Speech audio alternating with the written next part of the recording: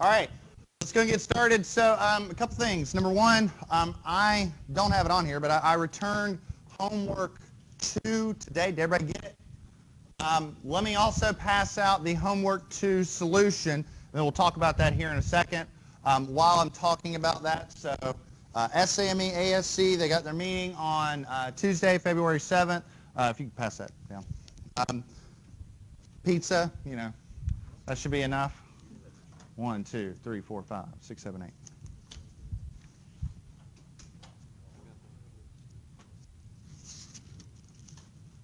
Okay. I put some handouts here, so I'll move them, sort of. There we go. Which, by the way, I did load a bunch of handouts here up front. Bless you. If you haven't already grabbed them, there's 4 of them, 1 apiece. Those handouts should last you really until March. What's that? 1, 2, 3, 4, 5.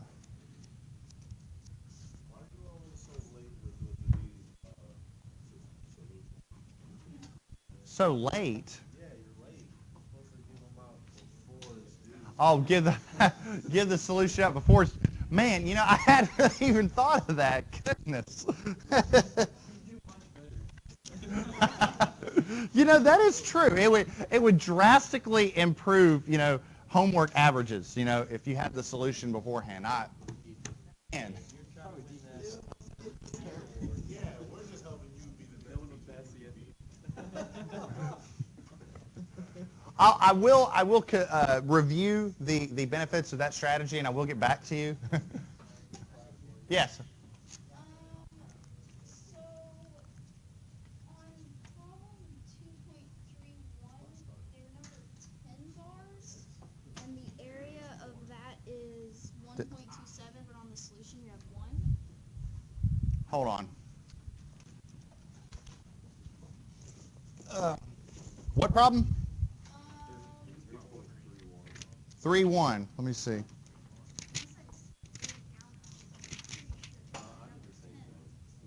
Oh, did I do the wrong one? I mean, the rest of it looks fine. I might have. It's very. I think I might have did. Yeah, I think my solution I have 230. Is that what I did? Well, I don't know. 230 has B is 14, D is 21, 3 number 9s. Is that what I did? Okay. All right. I tell you what. Let's do this. Did you all get errors counted off for that?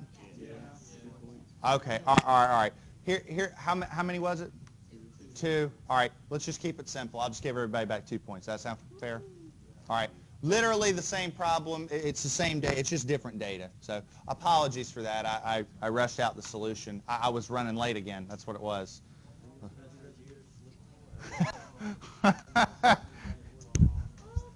I'll remember that when I'm getting ready for the celebration. All right. Okay, so I will add 2 points to everybody's to homework average. Is that all right? Okay, all right. Apologies for that. Okay, let's get back into the announcements. So here's the sign-in sheet. So I gave out bunches of handouts today. Again, 4 handouts up here. This should be good until March. Everything's posted on Blackboard as well. I'm also bringing the binder with me on Monday. You know how I like to bring the binder in before an exam to pass out. Which, by the way, our exam in here isn't for a little while. So far, I think we're primarily on point to continue with the schedule. And going off the syllabus, our exam is set to be on Wednesday, February 22nd. So we got plenty of time. Our exam is really going to stop at slab design, which slab design and beam design are very, very similar. So that'll sort of be when we stop. T-beams and doubly reinforced beams will be assessed later. So sound good? Yes, sir. No, hold on. It's like we have a review on Wednesday, test on Friday. It's the week. Monday, test on Wednesday. Yeah, it's the 17th. So it's a week before, or close to a week before. Told you I wouldn't give you the exams on the same day. See, I'm all. How am I doing? Am I doing a little better?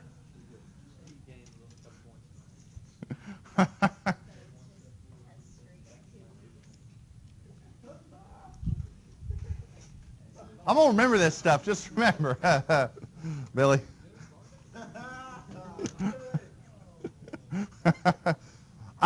One point I do want to mention in regards to homework 2, if we go to the solution, this is something that I think is really important to mention. So if I go to problem 3, go to this part right here, this is the problem, the analysis, and I think a lot of people might have had a little bit of a misconception.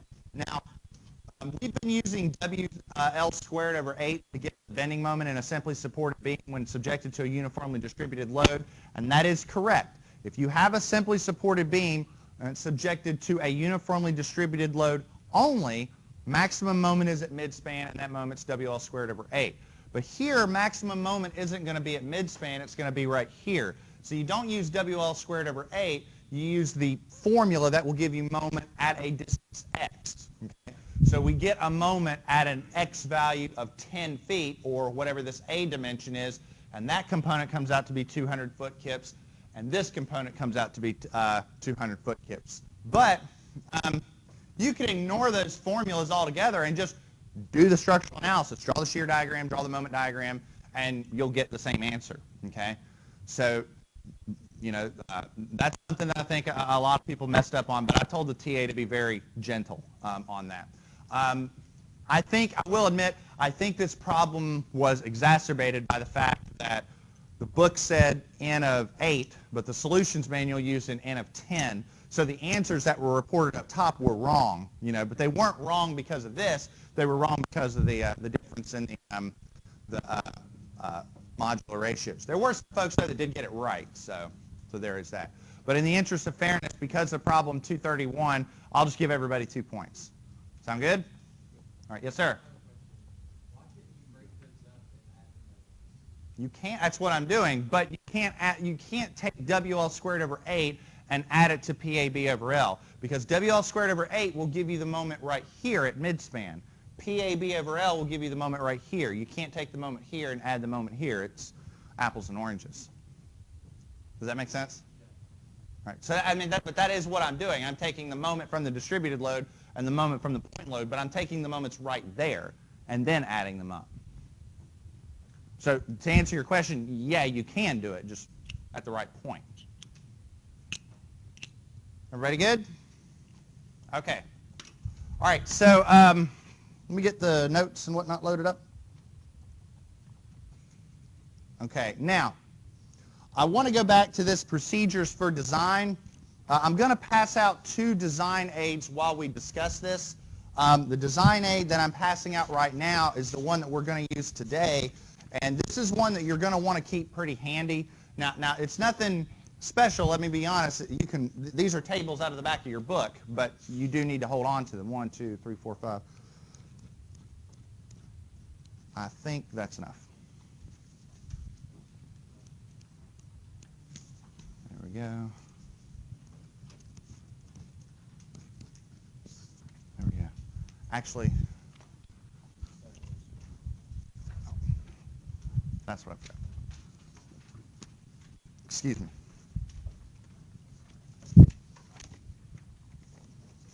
Oops.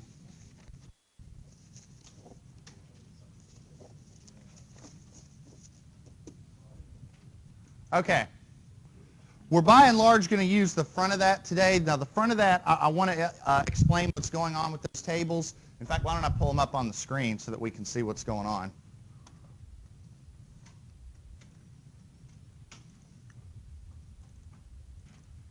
So you've got 2 tables, right? Now this table up top is really giving you multiples of bar areas. So for instance, if I need the area of 4 bars that are number 7 in size, so if it's a number 7 bar, I'd go on the number 7 row, and if there's 4 of them, the area is 2.41 square inches, okay? So we'll use that to look up iterations of or representative families of bars for design.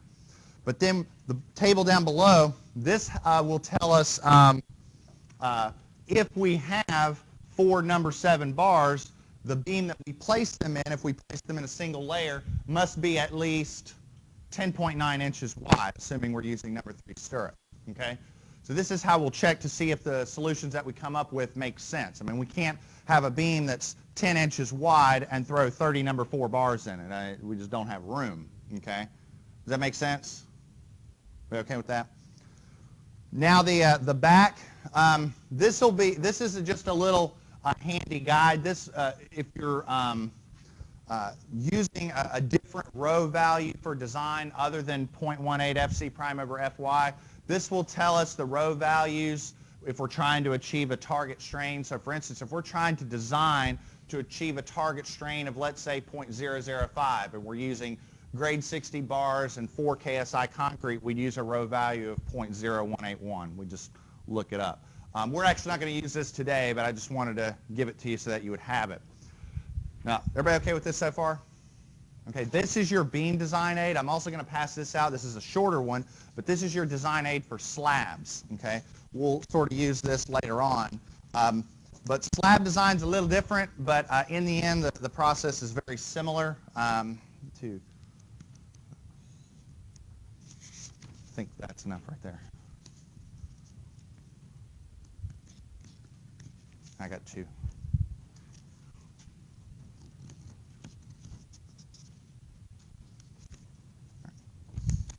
Okay, so the slab design aid, essentially the way that we design slabs is we design sort of a 1-foot strip of slab, and then we figure out how much reinforcement would need to be in that 1 foot, and we just repeat that across the board.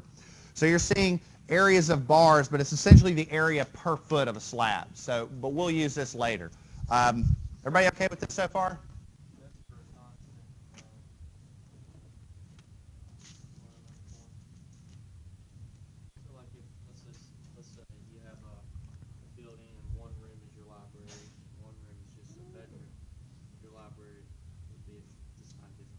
Yes. Yeah. Yeah. But I'm wondering if we'd have a library next to a bedroom, though, or something. Maybe if, like, you're Bruce Wayne or something, and the library has the secret entrance to the Bat Cave or something. Is that?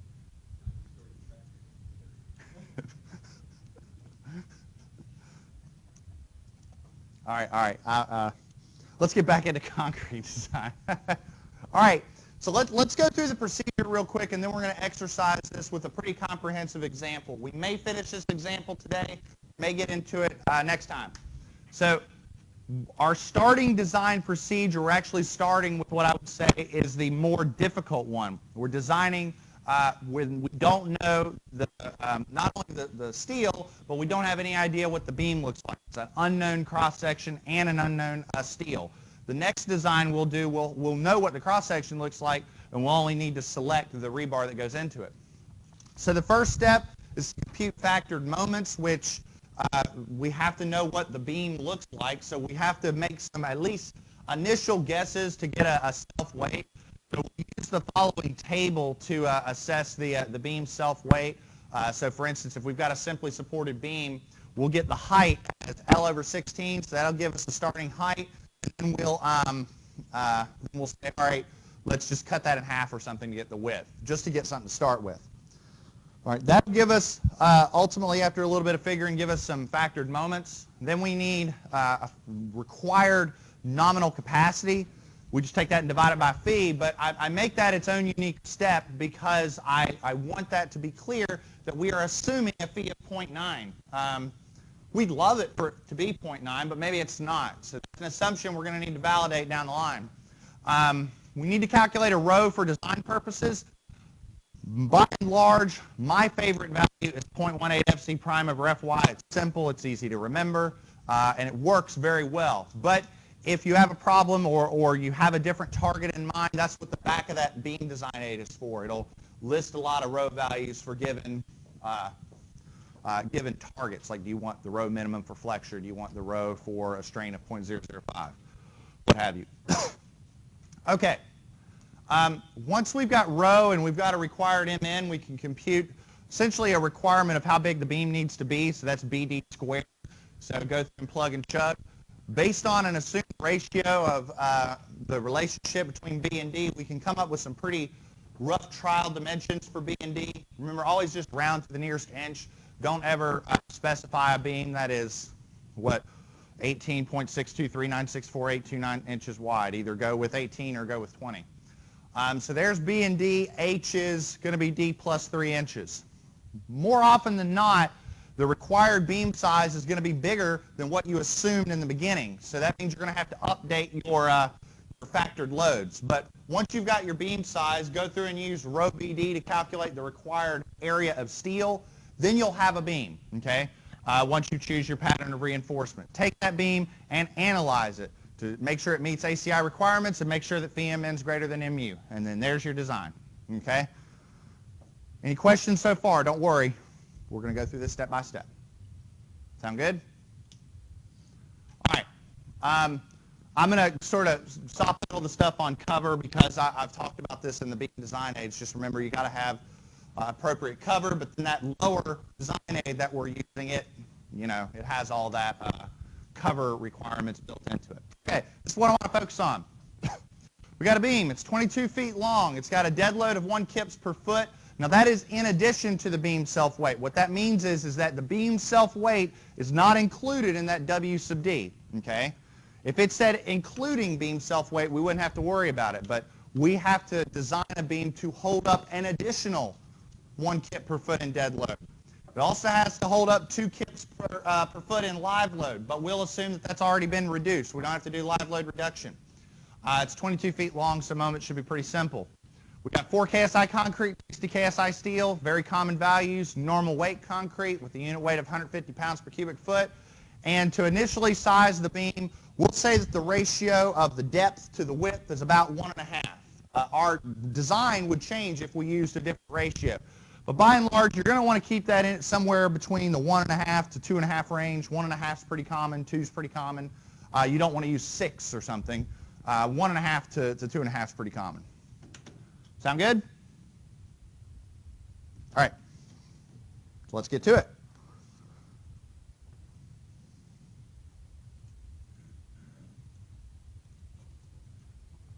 Okay.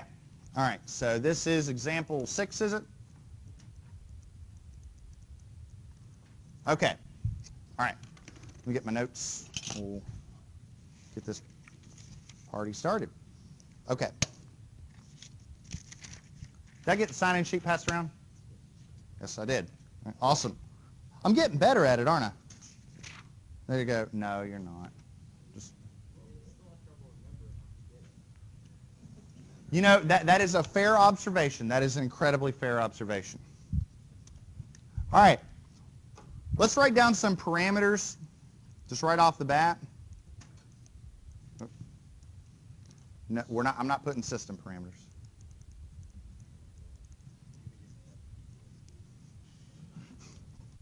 How long's the beam? There we go. All right. All right. Now, what is the dead load and what is the live load? 1 and 2 what? There we go. That's what I was saying earlier. That no. This is in addition to the self-weight. So the self-weight is not incorporated in this W sub D. So we are going to have to add that. Okay. So scientifically, yes. Scientifically, yes. All right. Now, a couple other things. So, and we've got an FC prime of 4 KSI. Now, remind me, what does beta 1 equal? 0.85 when it's 4 KSI concrete. There you go. We are going to need that, so I'll go ahead and write that down. All right. What's our FY?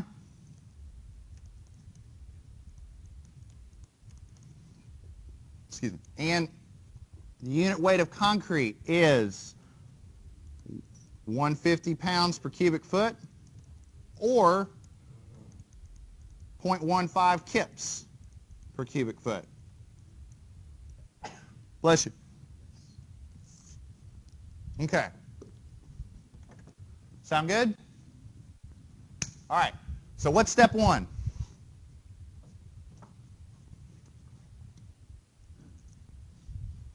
See, it's why it's old. There we go. Factored moments.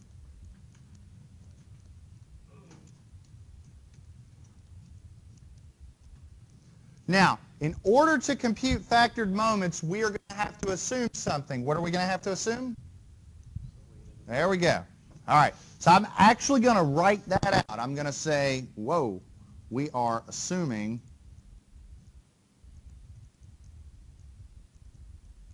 self-weight.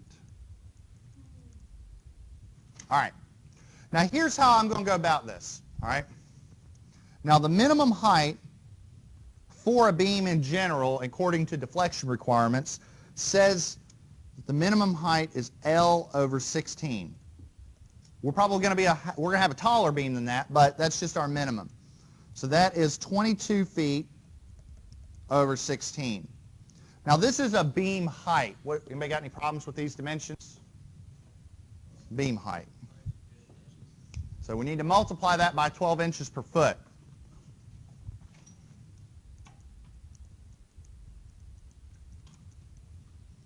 So what do we got? There we go, 16.5 inches. All right, now, that's the beam height. For the beam width, I'm just going to keep it simple. Actually, let me do this. I'm just going to keep it simple and say that the beam width is h over 2. So 16.5 inches over 2. What is that, 8.25? Something like that? All right. Now, I talked about this earlier, and I showed you all a little diagram, but let's see if you all remember. If I want to compute the weight per foot of a beam, I take the unit weight of concrete and multiply it by what? The cross-sectional area. All right? Y'all remember that? Okay, because in case you don't, I am going to pull that up. So somewhere it was all the way up here. Remember this right here? We said we have a beam. The total weight is the unit weight times the volume, BHL. But if I want the weight per length, just divide the length out. So it's gamma times BH, which is just gamma times the area. Do y'all remember that? Okay, all right. So what I'm going to do is I'm going to say, all right, to get the self-weight of the beam, which I call that W sub naught, W sub 0, whatever you want to call it, I'll say W sub 0 is gamma BH, which is 0.15 kips per cubic foot times 8.25 inches times 16.5 inches. Anybody got a problem with that? Big problem with that, right? Units, right? I'm taking a kip per cubic foot and I'm multiplying it by inches. Now, I'm trying to get a beam weight, a distributed load. Distributed loads are what? Kips per foot? Pretty common one. So I need to take those inches and convert them into feet. So I need to divide by 12. But I need to divide by 12 twice. Exactly right. So why don't I just do this? Why don't I say, all right, let's multiply this by 1 square foot divided by 144 square inches. So basically 0.15 times 8.25 times 16.5 divided by 144.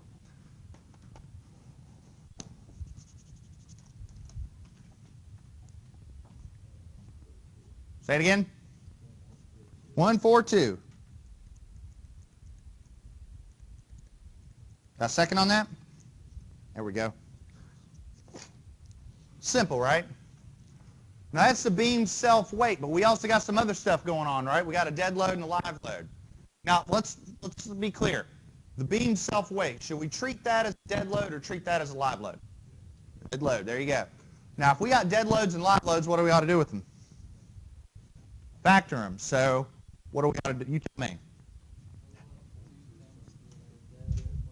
There you go. There you go. It's like you're learning something. This is awesome.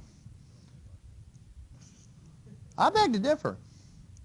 Now, here's how I'm going to do this. I'm going to say 1.2 times the dead load, which is W sub naught plus W sub D plus 1.6 WL.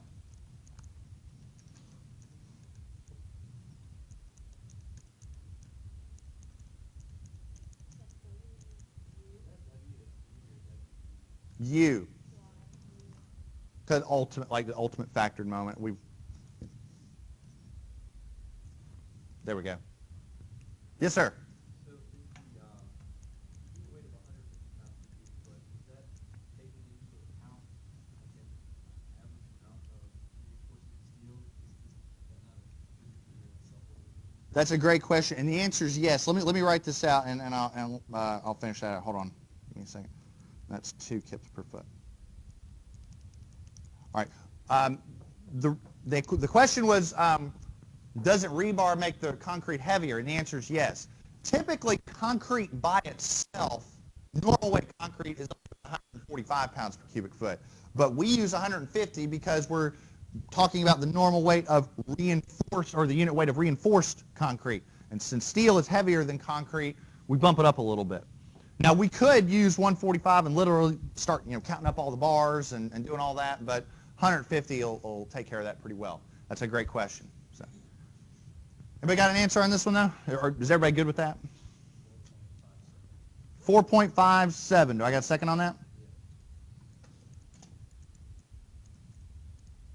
Now, this is a simply supported beam with a uniformly distributed load. Now, this is all it's got. So we can use our simplifications. Now, if I got a distributed load of 4.57 kips per foot and it's 22 feet long, how do I get the moment?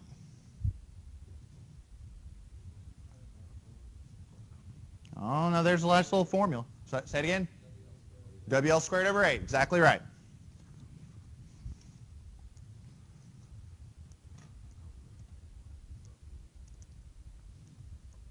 Let me also say this. If your primary instinct is to do what Mr. Fadiga said and just draw a shear diagram, draw a moment diagram, that's not the worst thing in the world. When in doubt, sum of forces, sum of moments, reaction shear moment, that will work, okay?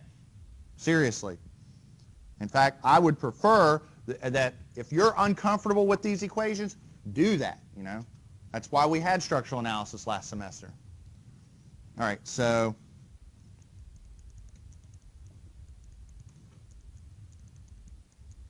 what's beam length?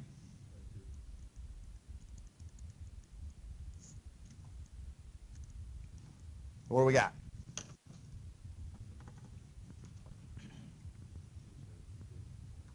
So we'll say what, 0.5?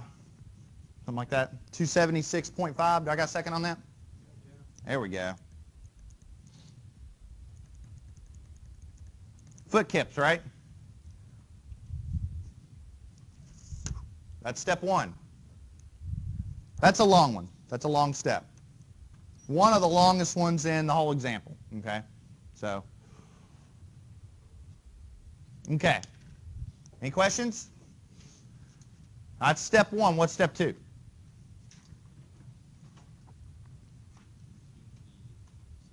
Compute the required MN, okay? So, step 2.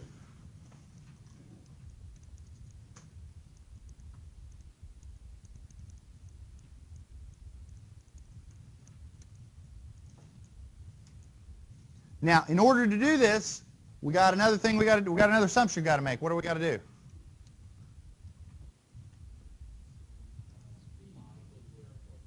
There we go.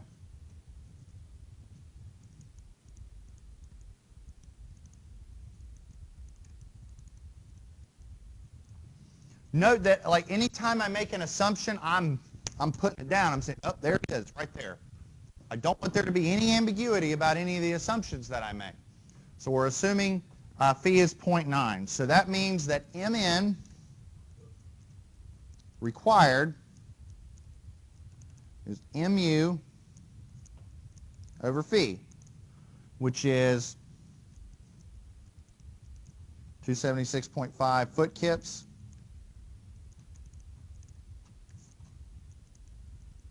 .9, which is say 307.2 foot cubes. Now, let me just say something right off the bat. We're going to start taking this moment and plugging it into various expressions with FC primes and FYs to get beam dimensions that are going to spit out in inches, okay? So while I like my moments in foot kips, when I'm in design mode, it's actually a little easier right now to go ahead and just convert to inch kips. So what is this in inch kips? Hold on for one sec. You can do it later. I think it's easier to do it now.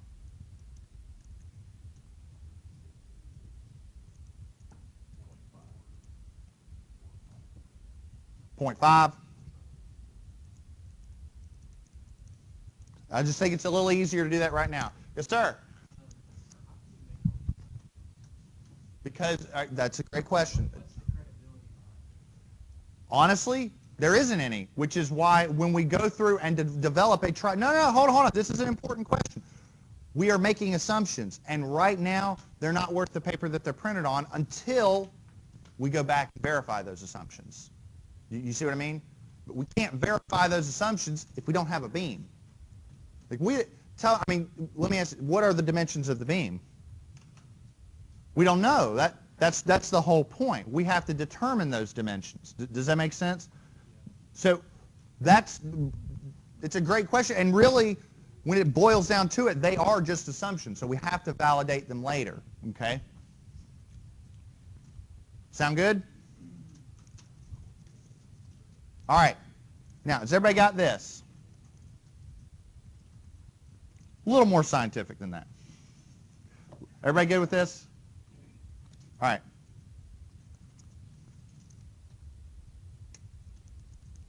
What is the next step?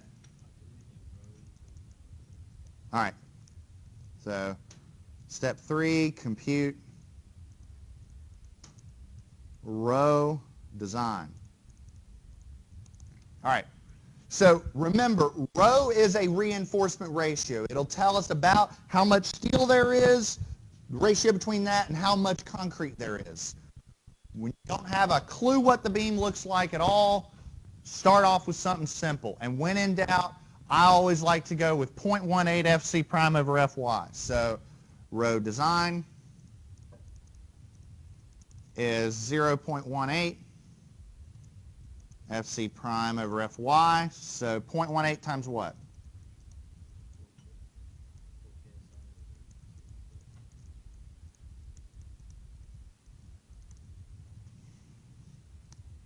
So what is this?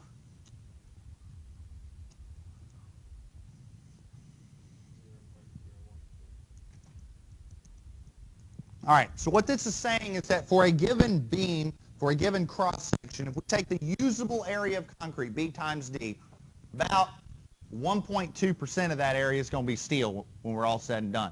Now, say about because there's assumptions, and this is just a starting value, but at least it'll give us an idea of what's going on. Sound good? All right. Told you, step 1 was the longest. The rest get a little shorter. So step 4. What's next step? BD squared. Okay, so this will give us a numerical quantity of roughly how big does the beam need to be. All right, so we'll say compute required BD squared. So if you want, think of this as kind of like an effective section modulus for the beam. We're solving for about how big the beam needs to be. So we say, all right, we've got BD squared required equals the following. So we got a fraction, what is that, mn over Fy? So we'll say mn required, we'll use that mn we computed before. Oh, come on. Over Fy times a bunch of stuff inside here. So the bottom of that has what? Rho times 1.7 FC prime minus rho Fy. Is that right? So what I'll do is just so everybody's clear on the rho value that we're using, we'll say rho design, and then 1.7 FC prime. Everybody read that?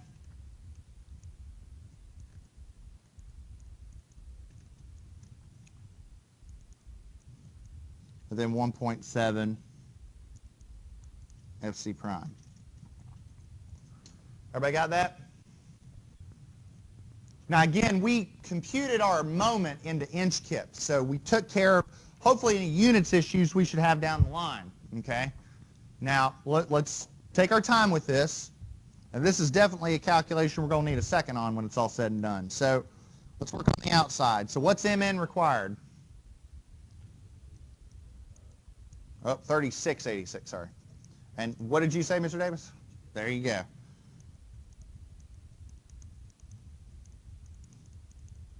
Then Fy is, there we go. Okay, now I'm going to use some braces here. Braces. It's a long fraction. Okay, row design is 0.012. All right. Then we got 1.7 times what, FC prime, which is, there we go, minus 0.012 times 60 KSI.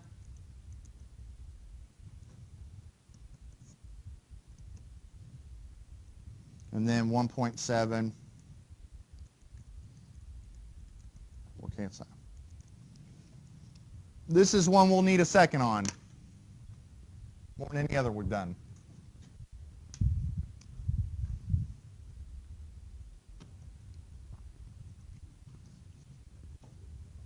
Say it again. Okay, so we got 6244.1.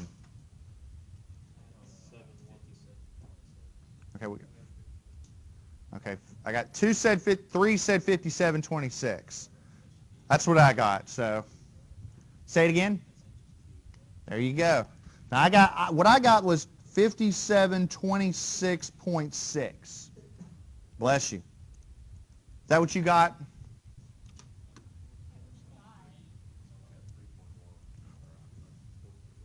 Well, fine. I'll make it 0.5. It ain't going to matter.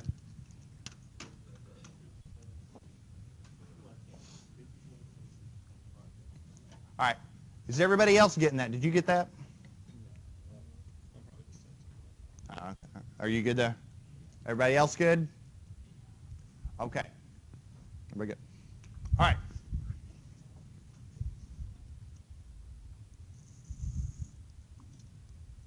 Now, the next step is to compute the required beam dimensions.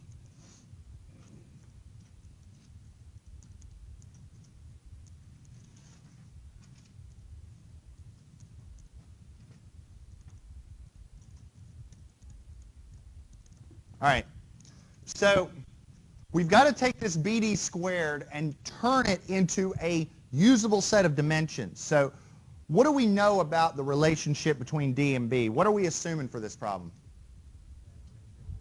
1.5.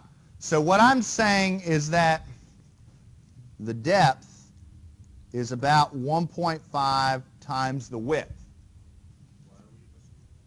It's just something to start off with. We could easily assume the depth is twice the beam width. You want to keep it somewhere between 1.5 and around 2.5, but you just got to start with something.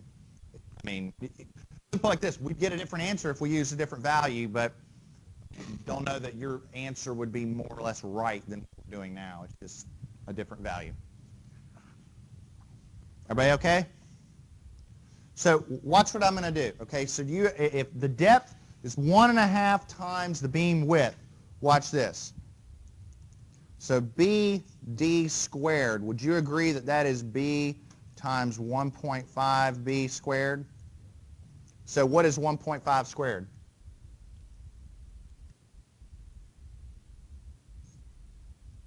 After that calc, you should be able to get the 1.5 squared. 2.25 B cubed. Now, do y'all see what I did there?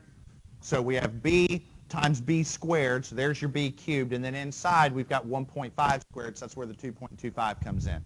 Everybody okay with that?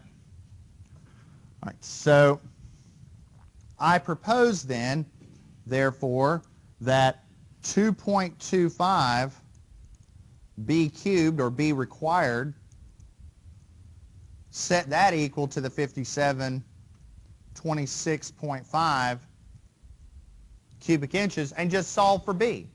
So how do we do that? We say b required. We say, what do we do? We say 5726.5 cubic inches. We divide that by 2.25, and then that's cubed, right? So we got to take that and we raise it to the what? 1/3 power? What does that come out to be? 13.65, so maybe something like 13.7. Again, we're going to round up to the nearest inch anyways. So what I propose then is this. Based on our assumptions, our beam needs to have a required width of about 13.7 inches. So this is what I say we go off with, or go on with. Everybody got this? You want me to hold on here for a second? All right.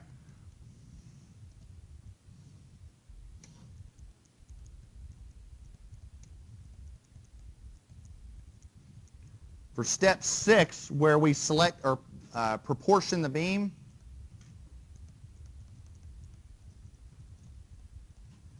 I say we do the following. Use a B of 14 inches. Use a D of 1.5 B, which is 21 inches. And use an H, which is D plus 3, 24 inches. So in other words, I propose that the beam needs to look like this. So we'll have some steel in here. We don't know what's going on with the steel yet.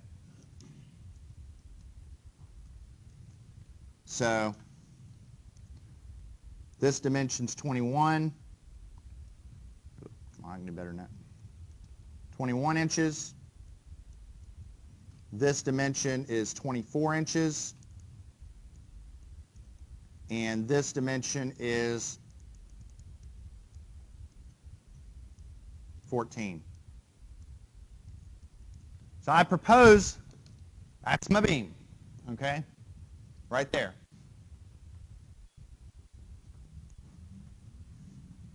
Now, what don't we know about that beam yet? The steel. We don't know the properties of the steel. So here's what we're going to do. We're going to compute the required area of steel. I think we're going to select a family of reinforcement, and we're probably going to stop because we're getting short on time. But let's keep this moving forward. So there is our beam proportions. Now, let's compute the required steel. All right? And it's simple. We have an assumed rho value. Just go with it. So AS required is rho BD. And that's it.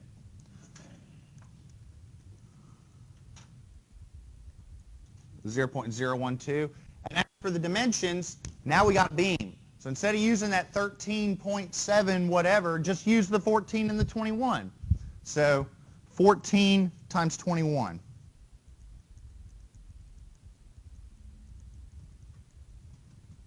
And so that comes out to be what? Wait, what? I got 3.528.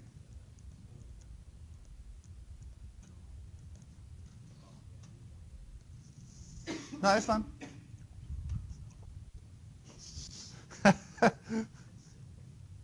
Okay, that's a little extreme. That's a little extreme. Little. What's that? Whoop.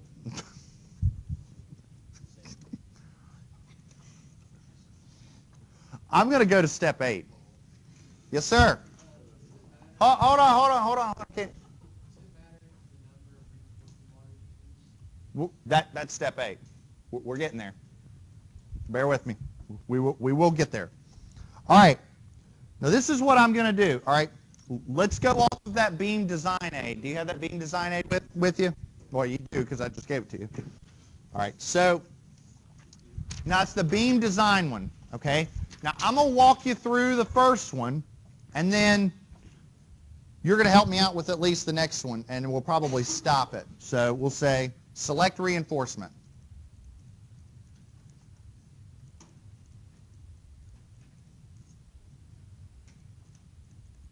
All right, so let's do this. I'm gonna draw myself out a little table. Actually, that's way too wide. I'm gonna have 3 columns.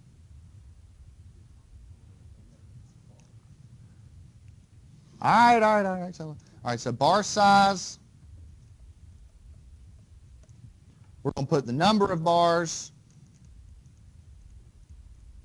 And we're going to put minimum width.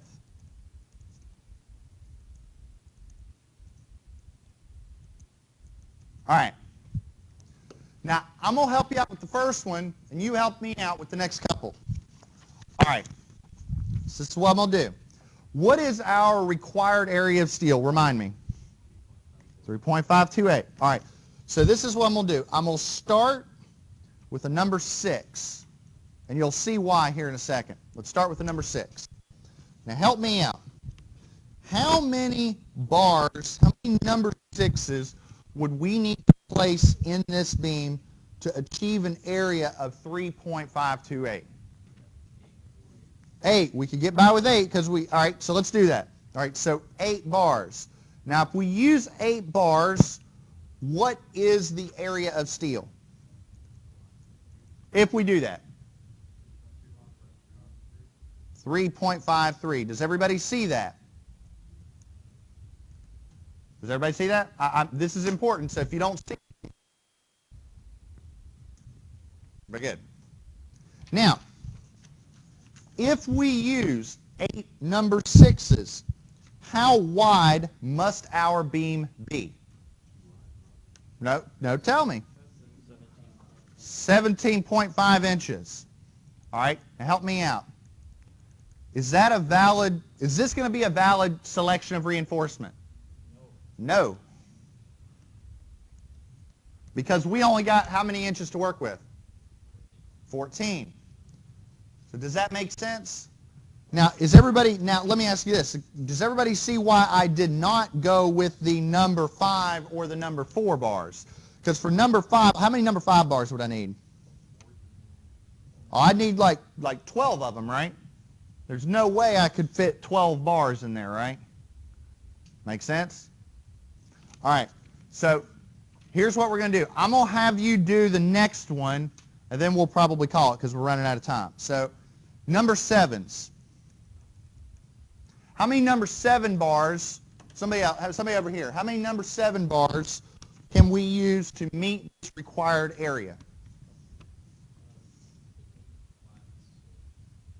Well, you can't. No. Think. You always got. I mean, this is the required minimum area, so you got to bump it up a little bit. 7 number 6s. Now, if you choose 7 number 6s, what is the area? Or six number 7s. Yeah, I will admit that can get confusing. So, what is the area? 3.61. Now, to place 6 number 7 bars in this beam, how wide must it be? 14.7 inches. Is this a valid selection? No.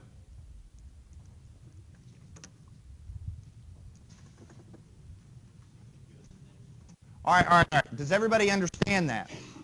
What we're going to do is this. On Monday, we're going to continue and finish this example. What we've got to do is this. Hold on, just so everybody's clear. We have to pick a family of reinforcement, but then we have to address Mr. Lewis's question, which is we made assumptions to get here. We have to check those assumptions. So that comes next time. All right, that's all I've got. Handout. Hey, guys, handouts if you haven't already got them. I will fix 2 points on everybody's homework. Everybody, you all have a great weekend.